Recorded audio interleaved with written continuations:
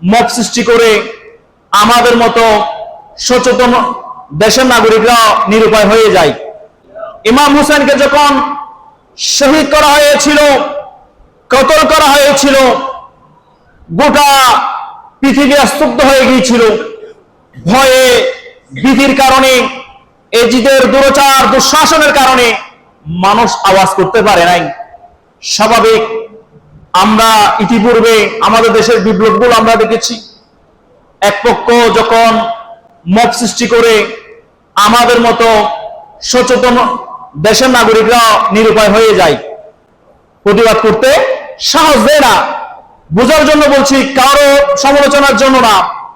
দেশে যখন অরাজকতা চলে আসে, এক পক্ষ হেরে যায়, অন্য পক্ষ জিতে যায়, তখন দেখা যাচ্ছে ওই পক্ষের উচ্ছৃঙ্খল জনতা যেভাবে মানুষের উপর হায়নার মতো আচরণ করে, হিংসাত্মক মনোভাব পোষণ করে, তখন ওই জনগণের সামনে, ওই প্রশাসনের সামনে, সরকারের সামনে আমাদের কথা বলার সাহস থাকে না, সাহস হারিয়ে ফেলি।